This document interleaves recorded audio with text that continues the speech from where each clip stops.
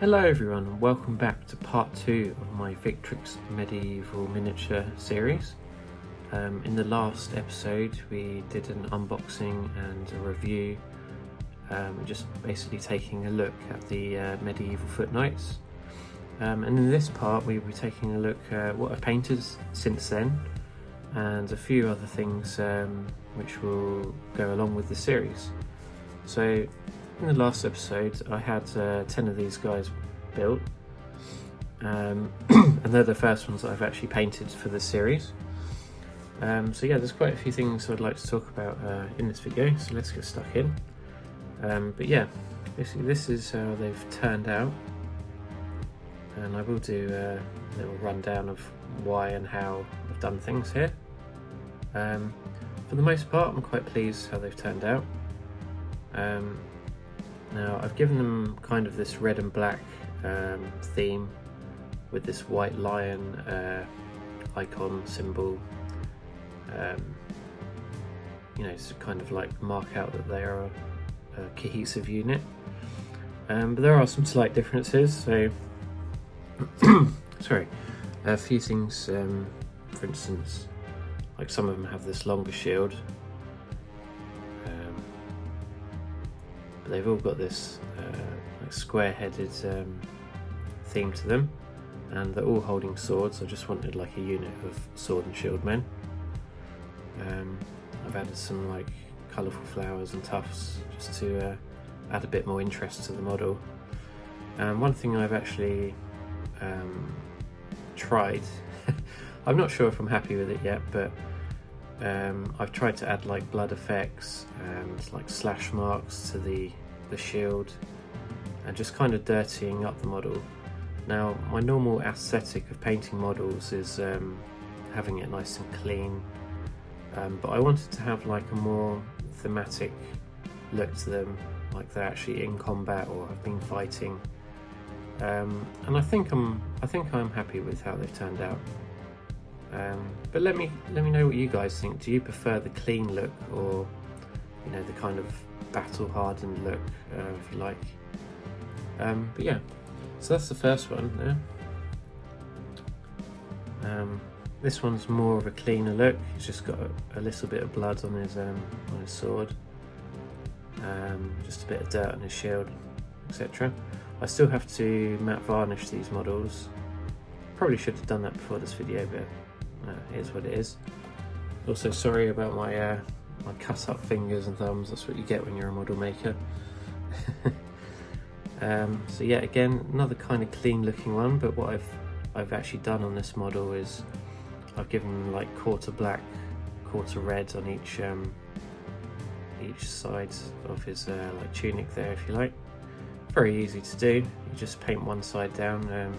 I started with the black because that's the more solid colour, and would be harder to correct, you know, once the red's on. So that's what I've done there. Also, another thing I've done with these models in particular is the gold. So I normally use a paint by Citadel called Retributor Armour for gold. I've used it a lot on my Greeks and Macedonians. But I thought I'd try something different here. So what I've actually done is used 1 part Retributor Armour and 1 part, what's the silver called? Bear with me 1 second. Lead Belcher, that's it.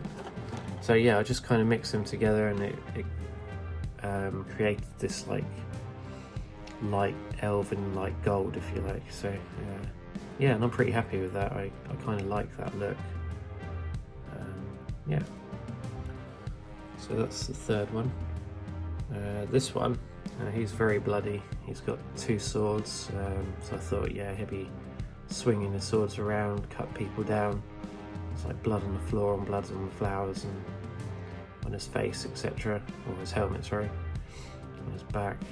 Yeah, just a real mean guy, basically. I guess you could call this guy the sort of leader of the pack, if you like. He's quite bloody. His shield is all cut up, lots of blood on the floor. Yeah, quite happy with that. And for the blood effects I used another Citadel paint called Blood of the Blood Gods, or Blood for the Blood Gods, sorry. It's quite, it's a technical paint, it's quite thick, but it gives a nice blood gory look to it. This is one of the more cleaner ones, but I've given him the long shield here, and yeah, just quite happy how the aesthetic of this is looking. I mean, I was perfectly happy with them without adding blood and battle damage, etc. But I did want to try it, and yeah, I think I'm happy with the result. Let me know what you guys think. Another one. He's got quite a bloody shield. Bit of blood in his eye. Sorry, the focus isn't great. Yeah, I really like these little flowers that I've got. I just got them off Amazon, and they just add a bit more depth to the model.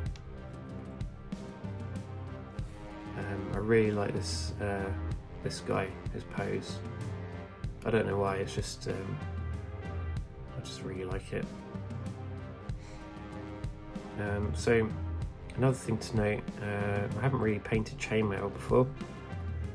And I did watch a video by another YouTuber called Sonic Sledge Studios, where he painted a model using chainmail.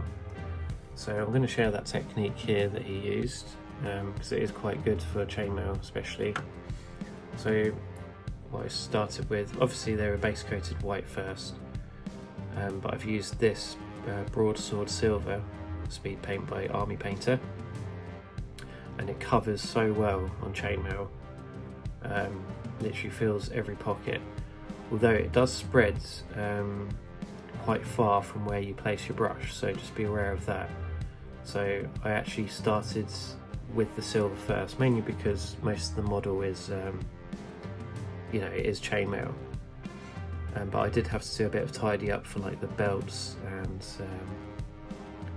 the tunic in the middle there, but for the most part this paint is really good for that, so I highly recommend that. And then another paint which Sonic Sledgehammer Studios used was the War Paints Fanatic Plate Mail. Again, this is Army Painter. So you can see the contrast from the helmet to the chainmail. Basically this I've used for the helmets and the swords, and it's just a bit shinier than the broadsword silver. So yeah. Okay, what else we got? Oh yes, we've got the double-handed swordsman. Quite happy with him. Giving him a shield in the back, because he's got this like belt going across his chest, so I kind of use that to show that he's holding his shield on his back. I've given him a smaller long sword here, just in case he loses his double-handed like claymore type of weapon here. And again, I've like quartered his tunic into black and red. I think the black, red, white and silver works quite well with these. I do like that colour scheme. And I think the final one, yeah, the final one's here. So he's kind of like moving forward.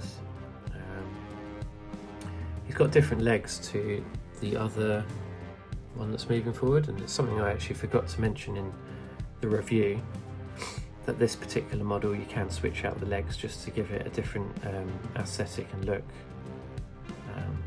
So yeah, even though the same body, they do look quite different.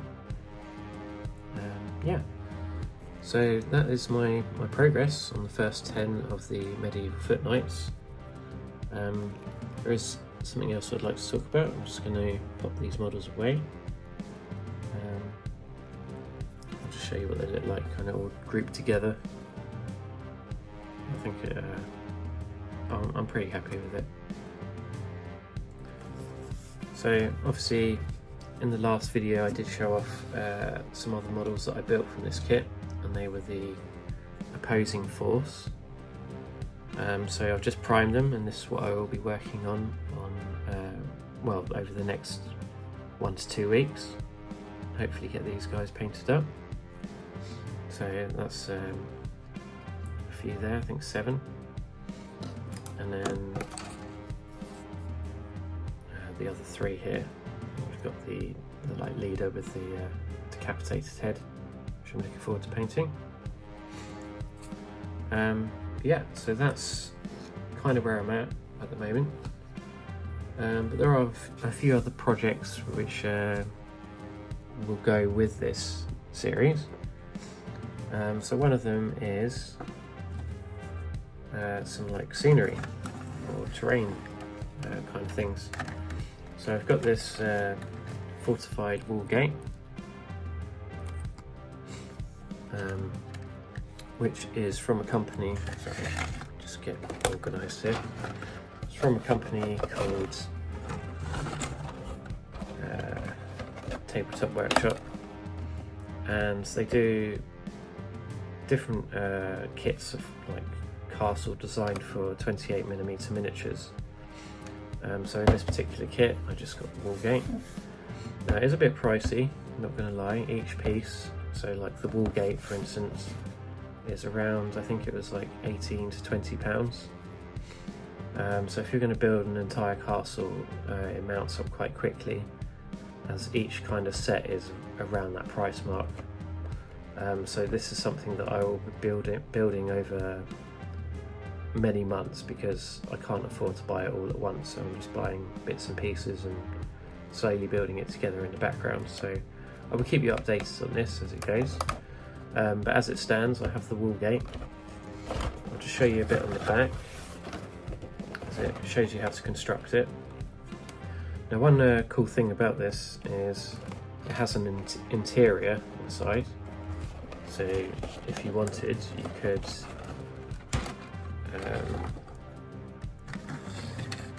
pull apart each section and you can kind of see inside. But for me, I won't be doing that. I will be gluing it all together, but I just wanted to demonstrate this kit basically. And again, you can open up another layer there. And another thing you can actually do, although it will cost a bit more, is you can buy an additional kit, and then you can literally raise the height of the castle by 1 more layer, or 2 if you like.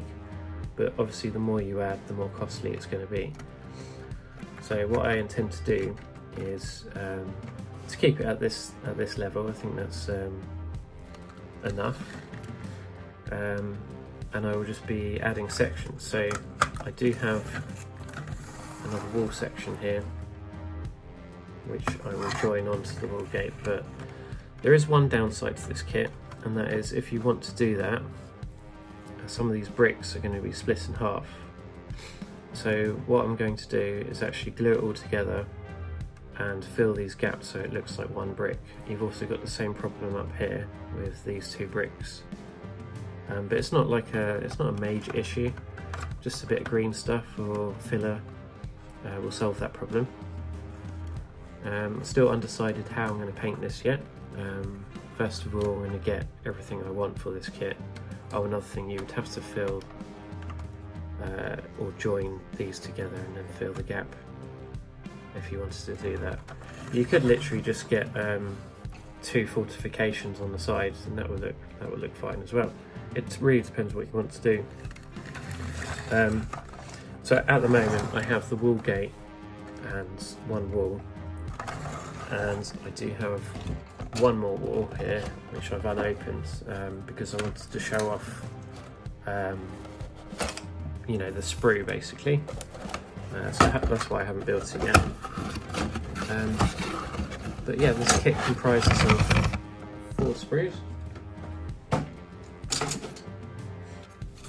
and it's quite good detail, easy to navigate. Although I didn't get any instructions in the wall pack, but I did get instructions in the wall gate, so just be aware of that.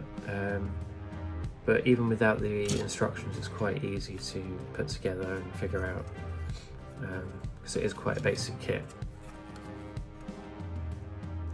So yeah, that's the second sprue.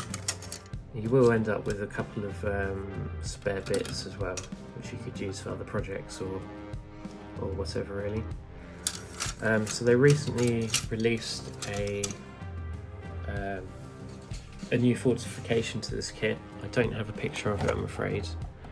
But the original one is this circular one, and the new one is like a square tower. So my plan is to have the wall gate, the wall, and then a square fortification, and then to repeat that process on the other side as well.